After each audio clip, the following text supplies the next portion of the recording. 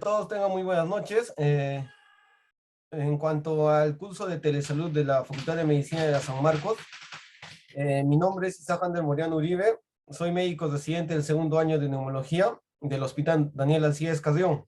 Bueno, sobre todo este tema va a abarcar para toda la población en general, porque como sabemos la tuberculosis es un tema muy importante, es un problema de salud pública hoy en la actualidad, sobre todo en nuestro país del Perú y sobre todo a nivel mundial también es un problema de salud pública porque hay prácticamente una alta tasa de mortalidad.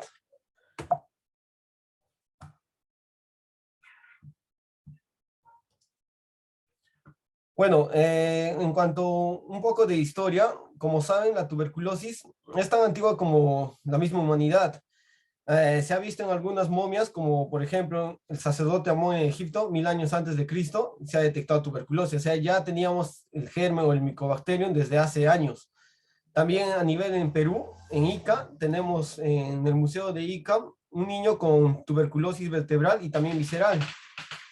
Entonces, no es que ahora hoy en día la población piensa que es una enfermedad reciente, no, sino que ya es una enfermedad muy antigua, hasta antes de la humanidad. Ya existía lo que es la tuberculosis, pero sino que aún todavía no era descubierta. Ahora se preguntarán ustedes qué agente etiológico o qué bacteria es el que ocasiona la tuberculosis. Porque algunos han escuchado que hay otro tipo de tuberculosis como es la lepra, pero nosotros tenemos el germen más frecuente, es el Mycobacterium tuberculosis, que pertenece dentro de un complejo. ¿Por qué decimos dentro de un complejo? Porque tenemos diferentes tipos de Mycobacterium. Por ejemplo, tenemos el Mycobacterium bovis, el Aficionum, Caprae, Microti, Canetti, y dentro de ellos el más frecuente y el que ocasiona mayor agresividad, se podría decir, es el Mycobacterium tuberculosis. ¿Por qué es muy importante que ustedes como población general conozcan en cuanto a la gente? Porque esta gente es dependiente tanto de oxígeno y de pH, por eso el lugar o el órgano más frecuente que afecta en el ser humano son los pulmones. Como pueden ver en esta imagen, acá tenemos una radiografía de tórax de X paciente que él viene por un cuadro de disnea, tos con sangre y sensación de alza térmica o fiebre y el paciente te dice que hace un mes, doctor, he presentado baja de peso. Entonces, en esta radiografía podemos ver que se ve lesiones, sobre todo a nivel de, para que me puedan entender, a nivel de los ápices de ambos campos pulmonares, y se ve destrucción como algunas zonas de caverna y algunos infiltrados. Entonces, por eso es que este microorganismo o esta bacteria, que es el Mycobacterium tuberculosis, le gusta, se podría decir que la zona que le gusta más afectar son los pulmones, porque como saben, los pulmones es un órgano dependiente de oxígeno. Ahora, en cuanto al agente causal, hay que tener en cuenta que el micobacterio también se dice que es muy sensible al calor, a la luz solar o a la radiación ultravioleta. En este caso, nosotros tenemos, por ejemplo, en mi sede, lo que es el Hospital Daniel Alcides Carrión, por ejemplo, vemos que tenemos pacientes hospitalizados, pero que no les llega la luz solar. Pero hay otros, en otros hospitales, por ejemplo, que sí tienen los ambientes bien ventilados, donde a los pacientes les llega lo que es la luz solar, y se podría decir que también les ayuda prácticamente a que estos pacientes tengan una recuperación rápida. Por eso es muy importante que ustedes sepan en cuanto al microorganismo, sus características, su forma, su estructura. Ahora, en cuanto ustedes se preguntarán, pero ¿cómo es que afecta, o sea, al ser humano la tuberculosis? Por ejemplo, acá en esta imagen vemos una niña y una persona a su costado, que es una persona sana, que ustedes lo ven normal, robusta, pero que ustedes se harán la pregunta, pero ¿esta niña tendrá tuberculosis? Sí, puede tener la tuberculosis, pero no significa que ha hecho la enfermedad. O sea, está infectada de tuberculosis, pero no ha ocasionado la enfermedad. El principal reservorio de la tuberculosis o del micobacterium tuberculosis es el ser humano, pero también hay otros se podría decir animales en la que puede ser reservorio, como por ejemplo los ovinos. Bueno, en esta segunda diapositiva podemos ver que acá tenemos una persona enferma, pero acá en esta, a diferencia de la otra imagen, vemos que esta persona sí ha hecho la enfermedad. Por eso es muy importante saber diferenciar entre una persona con tuberculosis que está infectado y una persona con tuberculosis que está enferma. Ahora, ustedes se preguntarán, ¿cómo es que, o sea, doctor, ¿cómo puedo, o sea, cómo me puedo contagiar de tuberculosis? Sobre todo acá en Lima o sobre todo en el Callao hay alta tasa de tuberculosis. Tenemos bastantes pacientes, hasta la persona que te vende, por ejemplo, comidas o los ambulantes, pueden estar infectados, pero no pueden estar haciendo la enfermedad. ¿Y cómo se transmite eso? Cuando una persona estornuda o empieza a toser, bota unas partículas, como pueden ver en la imagen que estoy señalando, unas gotas que se conoce como las gotitas de Fluye. Estas gotitas de Fluye, en ahí es donde se encuentra el bacilo. Y por ejemplo, en esta segunda imagen podemos ver una persona que está sana y por la vía inhalatoria es que entra estas gotitas de Fluye.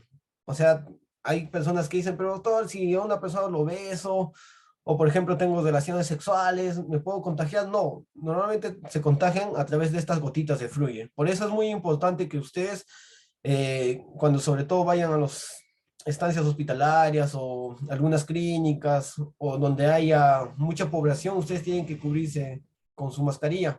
Y sobre todo las mascarillas N95, porque las simples no protegen, porque como saben, estas gotitas de fluido son micro, o sea, tienen una unidad, son tan pequeñas que traspasan las mascarillas. Bueno, ustedes, una tos por lo menos te expulsa 3000 gotitas que está cargando prácticamente el virus. Ahora, el factor más importante para que una persona se pueda contagiar, bueno, antiguamente se decía que para que tú te puedas contagiar de tuberculosis, tiene que ser muy importante, por ejemplo, en una familia donde vives prácticamente permanentemente con ella. Por ejemplo, no puede ser una persona, por ejemplo, tu abuelito o tu tío, porque ellos no están pues permanentemente contigo. Eh, bueno, ¿por qué es muy importante saber en cuenta en cuanto a la tuberculosis? Porque a nivel del año 1993, la Organización Mundial de la Salud lo ha declarado como una urgencia mundial. Se sabe que una tercera parte de la población del mundo está infectada y por cada año tenemos de 8 a 9 millones de casos. Y ustedes imaginarán cuál es la tasa de mortalidad o los casos que, o sea, cuántas personas fallecen. 1 a 1.3 millones de muertes por tuberculosis. O sea, es tan alta la tasa de muertes y la tasa de contagios que la Organización Mundial de Salud lo ha considerado como un problema y lo que ellos quieren a un futuro es tener 0 casos de tuberculosis. Por eso es muy importante conocer sobre este tema. Ahora, ¿qué personas son, o sea, vulnerables a que puedan contagiarse de tuberculosis? Por ejemplo, en esta imagen vemos una familia, en imagen A, que está aglomerada, que en un solo cuarto viven por lo menos 7 personas, y uno que no está tan ventilada, como pueden ver en esta imagen, prácticamente está cerrado, no hay ventilación, y por ejemplo uno de ellos que se haya contagiado, ya prácticamente la familia empieza a contraer la enfermedad. También tenemos personas que son desnutridas, que no hay buen hacinamiento, personas que tienen VIH, personas que consumen alcohol, drogas, tabaco, personas hipertensas, diabéticas, y también personas que están prisioneros, por ejemplo, en las cárceles, hay alta tasa de contagio, sobre todo para pacientes, o sea, para personas que pueden contagiarse de tuberculosis resistente, porque hay diferentes tipos de tuberculosis, tenemos la sensible y tenemos la resistente, pero las personas, por ejemplo, que están en la cárcel son personas que tienen alto riesgo de contagiarse de tuberculosis resistente. Entonces, como saben, el factor de riesgo más importante es la desnutrición, personas con inmunodeprimidas, como hipertensos, diabéticos, hasta las personas con alguna enfermedad oncológica o con cáncer, son personas que pueden contraer fácilmente la enfermedad. También los niños, como también gestantes, por eso es muy importante que sepan quiénes son los que se contagian, y los ancianos sobre todo también, que son desnutridos, y los de personas que son de extremadamente pobres. Ahora se preguntarán, ¿también puede haber tuberculosis en la selva o en el fondo de algún sitio, sobre todo en el Perú? Sí, puede haber tuberculosis. Por ejemplo, yo donde he hecho mi serum, que es en la región del Brae, donde he hecho mi serum en Samaniato, por ejemplo, hace 2, 3 años, había alta tasa de tuberculosis. O sea, como pueden ver, la tuberculosis está en todas partes. Ahora, para que puedan entender, hay tuberculosis pulmonar, como también tuberculosis extrapulmonar o que afecta a otros órganos. La tuberculosis primaria o tuberculosis pulmonar o sea, representa el 23 al 34% de todos los casos y como pueden ver, afecta principalmente a niños, a personas desnutridas o a personas bajas de defensa, sobre todo hipertensos diabéticos o que tienen problemas, enfermedades renales crónicas o pacientes oncológicos. ¿Y qué es lo que ocasiona en el pulmón? Como pueden ver en el gráfico, estas lesiones son cavernas, o sea, para que me entiendan, el pulmón lo carcome o lo hace hueco, o sea, se lo come la tuberculosis prácticamente. Ahora tenemos tuberculosis reactiva, o sea, hay una persona que te puede decir, ya tomó su tratamiento, se curó, sí, efectivamente, sí se cura la tuberculosis, pero ¿puede nuevamente contraer tuberculosis? Sí, puede contraer nuevamente tuberculosis. Y estas lesiones que ven en el tercio superior del pulmón del lado derecho, hay lesiones como agujeritos, que eso se conoce como zonas calcificantes o necróticas. Ahora, no solamente tenemos tuberculosis pulmonar, para que ustedes vean, también hay tuberculosis a nivel del sistema nervioso, también tenemos tuberculosis a nivel de la pleura, también tenemos tuberculosis que se transmite a través, o sea, hay una diseminación a través de la sangre que se conoce como tuberculosis miliar, hay tuberculosis en el hueso, tuberculosis renal, hasta hemos tenido, allí en Quillabamba, por ejemplo, ha habido casos que hay pacientes que han tenido tuberculosis a la córnea, también ha habido tuberculosis a nivel de los testículos.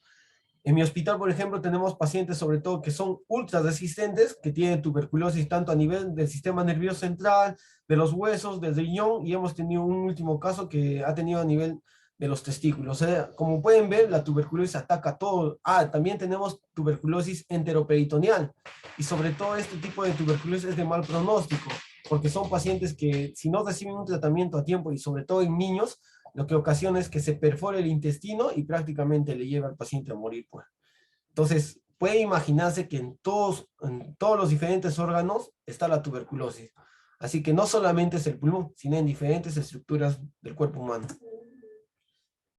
Ahora, para que ustedes puedan un poco conocer cuál es el cuadro clínico o los síntomas que ocasionan la tuberculosis, por ejemplo, tenemos pacientes que te dicen, doctor, hace 2 semanas presento tos con sangre, entonces a eso se le conoce como sintomático respiratorio. También el paciente presenta debilidad, cansancio, sudoración en las noches, pérdida de apetito, fiebre y baja de peso, pues.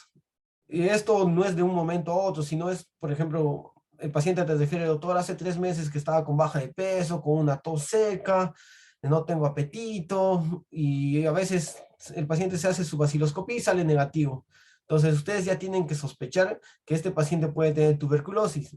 También puede tener otras enfermedades como neumonía o hasta el COVID. Sí, puede ser, pero los síntomas de la tuberculosis es tan florida que te puede hacer confundir con otras enfermedades. Ahora, ¿cómo se hace el diagnóstico? Ustedes como pobladores generales, lo que ustedes tienen que entender es, ustedes en cualquier sitio, o sea en cualquier lugar, ustedes pueden ir a su centro de salud más cercano y solamente su flema o el esputo pueden llevar a su centro de salud para que hagan detección de la tuberculosis, si existe el bacilo o no. Se pueden pedir también una radiografía de tórax donde pueden ver esas lesiones, como les hice ver, o también hacerse una prueba cutánea, o como se conoce, PPE. Bueno, en esta diapositiva les puse la prueba de Mantoux o prueba de tuberculina o el PPD, que en alguna vez, o bueno, sobre todo a los profesionales de la salud o en algunos profesionales que van a trabajar en otro lado, les... ay,